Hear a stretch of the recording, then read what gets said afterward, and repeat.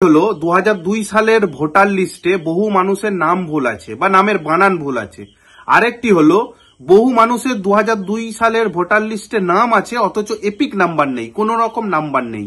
এই দুটি বিষয় নিয়ে বহু মানুষ চিন্তিত, কারণ আমার বাড়িতে বহু মানুষ আসছেন, জানতে চাইছেন, আবার বহু মানুষ কিন্তু আমাকে ফোন করছেন যে আমার নামের বানান ভুল আছে বা ভোটার লিস্টে নাম আছে অথচ নামের কোনো রকম এপিক নাম্বার নেই। তাই এই বিষয়টা ক্লিয়ার করার জন্য আমার বলার যে 2002 সালের ভোটার লিস্টে নাম থাকাটা জরুরি।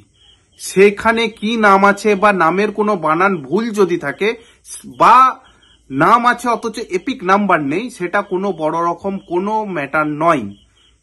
কারণ এই যে ফর্মটা আপনাকে এসআইআর এর ফিল আপ করতে হবে, সেখানে আপনার 2002 সালের ভোটার লিস্টে নাম থাকলেই হবে। যদি আপনার নাম না থাকে, আপনার পিতামাতার বা কোনো আত্মীয়র নাম থাকলেই সেটা মিটে যাবে। এবং যাদের এপিক নাম্বার নেই তাদেরও কোনো টেনশন নেই, কারণ ওখানে নামটা তুলতে হবে।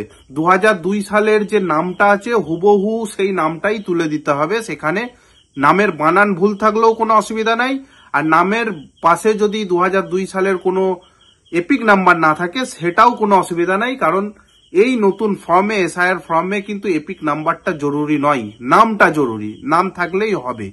আর একটা বিষয় হচ্ছে যে অনেকজন ভাবছেন যে এসআইআর এর নাম বাদ গেলে বড় রকম ক্ষতি হবে। অবশ্যই ক্ষতি হবে, ঠিক কথা, কিন্তু এসআইআর কিন্তু নাগরিকত্ব দেওয়ার অধিকার এসআইআর এর মাধ্যমে নেই।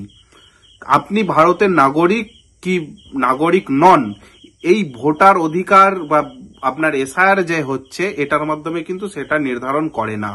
তার কারণ এসআইআর শুধুমাত্র ভোটার তালিকায় সংশোধনের জন্য। বহু মানুষ মারা গেছেন, বহু মানুষ অ্যাড্রেস চেঞ্জ করেন, বহু মানুষ আপনার কি বলবো ভোটার লিস্টে দেখা গেল নতুন নাম উঠবে, এগুলো ম্যাটার করে।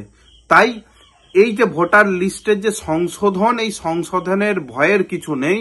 তারপরেও সকলকে বলবো একটু নিজেদের কাগজপত্র ঠিকঠাক রেখে ঠিকভাবে ফর্মটা ফিল আপ করুন, যাতে ভবিষ্যতে অসুবিধা না হয়।